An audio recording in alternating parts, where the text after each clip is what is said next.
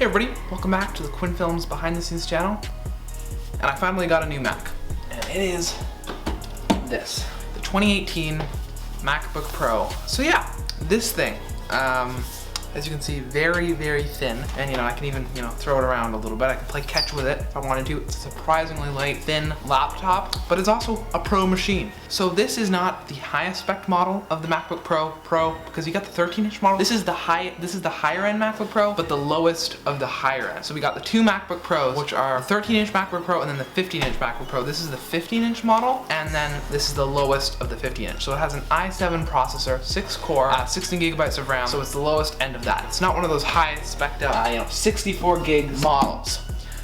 But I'm really liking it. It's not so much about the internals that I like, but it's kind of the exterior, the keyboard, the touch bar, which I'll go into in a little bit. So for you guys who haven't been following this channel, I've had this old laptop, this 2013 MacBook Pro, for the past 4 years now. It's what I've been using to make these videos that you're watching now for the past 4 years. And even before I started with YouTube, I used it for all my movie making. That's kind of how I started out with filmmaking, and it's kind of sad to see it go. But yet again, the hard drive was degrading. It's time to get a new machine. But that was a really high spec'd up model. That had an i7 processor, 16 gigabytes of RAM. Instead of a 6 core, it had a quad core, so this one's a little bit faster. It also did not even have a gigabyte of VRAM. It had like 700 megabytes, so it's a lot better, which this is 4 gigabytes of VRAM and a better dedicated graphics card. They both had dedicated graphics cards, but this one has a better one. This one has an AMD, that other one had an NVIDIA. It's a little bit of a different company. We're gonna see how that performs in a little bit. But yeah, overall, I'm just really liking it. We're gonna talk about that in this video.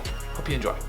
So everybody, we're gonna start with talking about things that I like, things that are okay, and things that I hate. Because there's one thing that I really hate about this computer. You might be able to guess what that is if you have worked with these machines before. But yeah, let's just get right into it. So let's start with things that I really like. So there's 3 things that I really like. I'm just gonna name them right now, which is the touch bar, the keyboard, and sound. All really great things about this computer. 2 of which are really, really controversial, but I like them.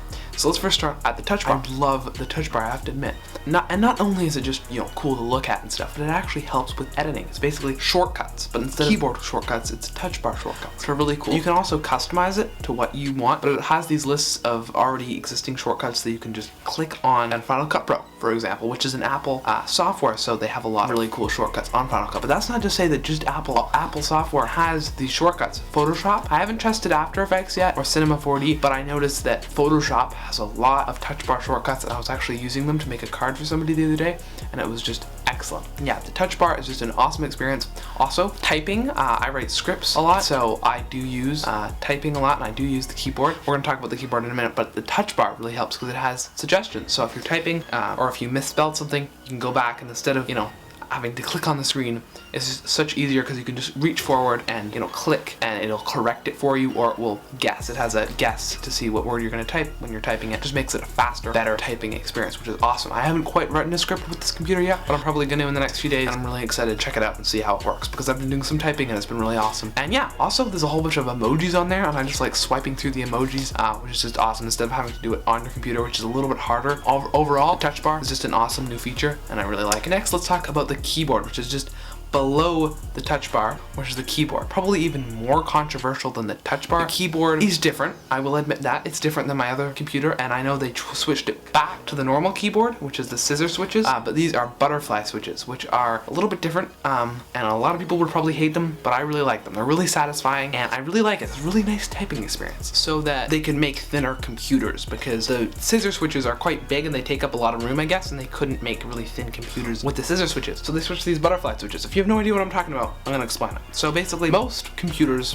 laptops, have scissor switches, which are just, so when you click on it, it kind of goes down more and you kind of feel it, kind of more close to a mechanical keyboard. But these new butterfly keys are really thin, and when you type on it, you can't even really feel it go down.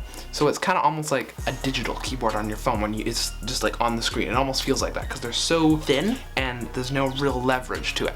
A lot of people hate that. A lot of people love mechanical keyboards. I'd say that's most people. People love mechanical keyboards. I'm one of those people that just hate mechanical keyboards. I can't stand them, actually. I always like Apple's keyboards. I had a K280 Logitech keyboard, which was very similar to the Magic Keyboard, not a mechanical keyboard or anything. Not for gaming, but for doing what I want, and I like that. This is kind of even a step further to the non-mechanical keyboard area, and these are butterfly switches.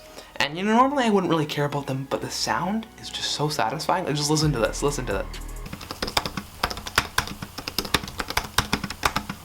That is pretty satisfying if you ask me. I don't know, maybe you don't think so, but I do.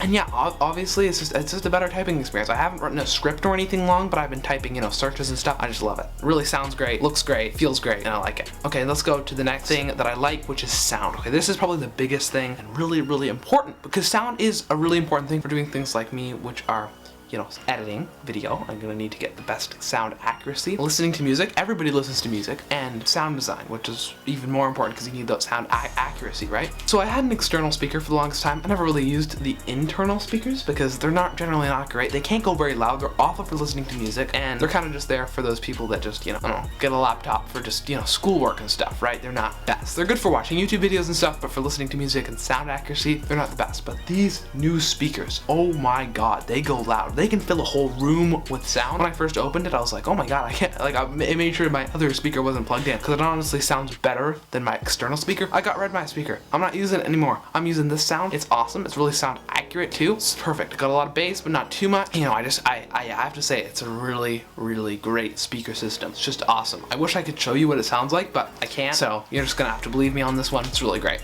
Okay, so that's the things that I really like. Now let's go to the things that are okay. You know, I like them. They're good, but they're not like amazing. I haven't really noticed them. The first thing is the screen, and you might be surprised because you think that it would be a great screen on this MacBook. It's not the best screen in the whole world. I don't know, it's pretty good. It's a higher resolution than my external monitor, which I've been using for the past little bit. So it's a little bit higher than, well, it's kind of a weird screen resolution. It's not really anything. It's larger than 16:9, which is kind of your standards format. So if you don't know, 16:9 is kind of what most TVs, most external monitors, most laptops even, they're 16:9. So basically when you're watching this video, which is filmed in 16:9, you're not gonna get any black bars on the top and bottom. But on this computer, when you're watching 16:9 video, you get black bars on the top and bottom, which technically you're still watching the same amount of screen, but you are gonna get these black bars, which is, you know, kind of annoying. I don't really like it. I prefer a 16:9 screen, but I mean, you do get more space, which is a bonus on the screen, but I'm not editing anything larger than 16:9. I'm actually editing stuff shorter than 16:9 when I do my short films, which is a cinematic widescreen format. So if you're watching any movies and stuff, you're gonna get really thick black bars, usually because the filmmaker, what I want is people to see, you know, kind of short black bars, but instead you're going to be getting really thick black bars, and technically you're still watching the same screen size, but you're just going to be it looks more, you know, condensed, and that's not really what I want as the filmmaker people to see. So I don't really like that. Apple, if you're watching this, which you definitely aren't, but you know, just pretend you are, please switch back, I don't know if you have yet, to the 16:9 screen. That would just be great. I really don't like this larger screen. Some people might, not me. The screen is pretty good, and it has a lot more pixels than 1080p, so it's larger than 1080p. It's not quite 4K though, but I have to say, it's quite a high resolution. Now, next thing that is okay is the trackpad. So the trackpad is ginormous. Like, I'm not sure you understand. Like, it's bigger than my iPhone 7. It's giant. It takes up most of the bottom half of the computer, and which is great. I actually really like this trackpad. It's pretty good. It's better. At first I didn't really notice, but I was using my old computer, which has a tiny little trackpad. At first I just thought that was normal, but now looking at this computer, it's a significantly larger trackpad, which is better. With this, you don't have to take your hand off the trackpad when you're using it. You can just use it just once to scroll all the way to the top of the screen. You generally don't need to, when you're, you know, moving with the screen, you don't need to go back and forth and back and forth. It's a bigger trackpad, which is great. Another thing about the trackpad is you don't actually there's no physical click on this thing. It's actually just completely kind of an illusion, because it's similar to, you know, the iPhone. My iPhone 7 has this on the home button. It's not actually a physical home button. You don't actually click on the home button. It's just a piece of glass, but it has this vibration under it that tricks your mind. It tricks me. I almost thought it was an actual click to actually clicking, but you don't actually click, because this thing,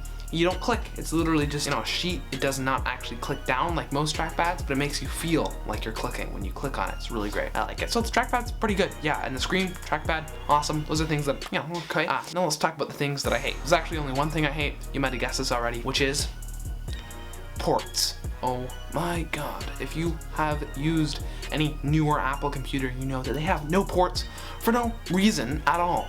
This thing just has 4 USB Type-C ports, which I don't use at all, apart from plugging in a dongle to have more ports. You know, it's just stupid. I don't even know, like, when they removed the headphone jack from the iPhone, that actually made sense because they want people to buy their AirPods. But for this thing, Apple doesn't even make dongles, so I don't know why they got rid of all these ports. Maybe it just looks better, I don't know. But I really hope in the newer ones they add back an SD card slot and an HDMI port, which are two things that I use a lot. You're gonna have to pay another $100 for these dongles, sometimes a little bit less, but this one, $100? Yeah, no. I'm really not happy with that. I hate it. I don't know why Apple did that. It doesn't make any sense. They're not gonna make any money off doing it, so I have no clue why they did it. Doesn't make any sense. There you go. Those are some things that I liked, some things that I didn't like, and some things that I thought were really great. So that's what I did there. Now let's move on to the next part of this video. Hope you enjoy. So, hey everybody, welcome back, everybody, welcome back.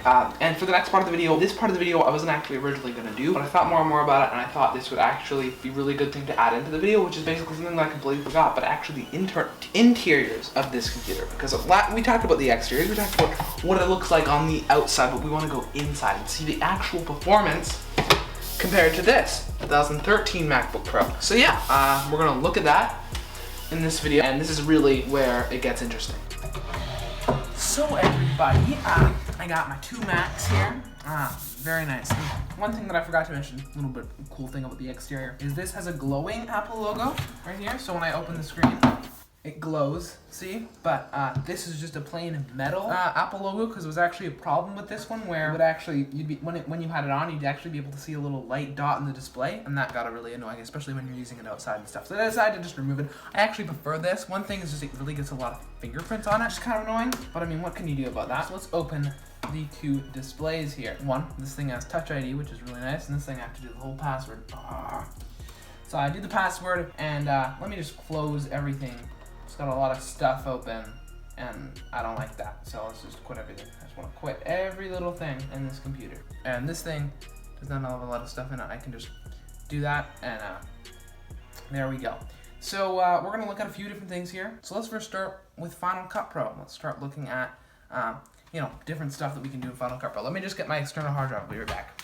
All right, everybody. So another thing that I really recommend is an external hard drive if you have under a terabyte of storage. I only got 500 gigabytes of storage, so I am using this 4 terabyte external hard drive, which is really nice. I have everything stored on here, all my Quinn films, everything, all my archives, everything's on here, and it's still got another like 2 terabytes left. I've used about 2 terabytes of this. I've been using it for the past like 2 years, so I go back and delete stuff, but I'm actually making a whole video about organization that'll probably come out in the next few weeks, so stay tuned for that. Okay, everybody, so I finally got it both set up here. I have the timeline of both of these glorious video here. We are going to upload these. We're gonna export them, should I say, at the same time. All right, so basically I'm gonna click this little box here. It's kind of hard operating 2 computers at the same time. Oh, I right-clicked on that one. Okay, well, whatever. Let's do a master file. Basically, what I'm gonna do is and the settings on this thing, just so you guys know what I'm doing here, is I'm exporting. Okay, so never mind. I'm gonna change this to H.264 instead of ProRes, because we don't want to export it in ProRes. I don't know why these settings are all messed up here. So we're gonna make it a QuickTime. The two are things. All right. So the next thing that we're gonna do. Test folder on here. Okay, so I'm gonna save at the exact same time. 3, 2, 1, go.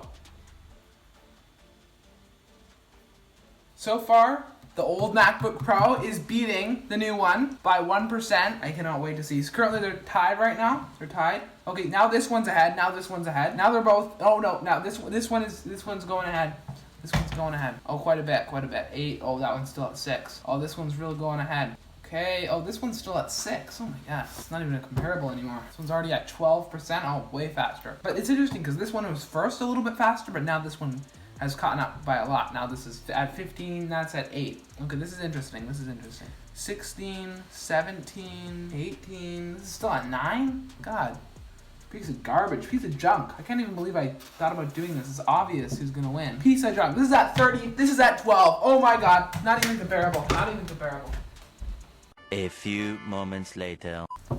So everybody, waited another 10 minutes or so, and this came in 10 minutes more, roughly about 10 minutes, 10 minutes more. I couldn't get the exact amount, but about 10 minutes more on this one. So this one's slower, and when you're working on a big project that's 3 times the length of this, that's actually gonna be equal to about an hour of time saving and getting your projects uploaded and rendering faster, which is great. I haven't tested After Effects or Photoshop, but I'm not gonna do that in this video, but I'm gonna do that soon. I'm gonna be using them soon, and probably in my next video, I'll tell you what I think about that. So yeah, everybody, that's my review of the 2018 MacBook Pro. Do I think it's a good option for you? Well, if you're a creator like me and you want to use it for video editing, visual effects, 3D work, anything like that, graphic design, anything like that, definitely I would recommend it. But if you're somebody who just wants a laptop for doing laptop stuff, schoolwork, just a family computer, definitely I would not get this high of a model. I would either get the 13-inch MacBook Pro or the MacBook Air. But anybody like me, a personal computer, yeah, this is a great machine. But yeah. Also, I would definitely not go and get the i9 version because it has really bad thermals. It's really hot and stuff apparently. I would get the i7 one. It's good enough for most people. But if you do want an i9 processor, I would go ahead and get the next Mac, the 16-inch MacBook Pro that came out in 2019. I would recommend getting that. I think that's probably better for you if you want an i9, if you're really serious about this and you really want a better processor. But the i7 will work for most people, so I'd say go ahead and get the i7.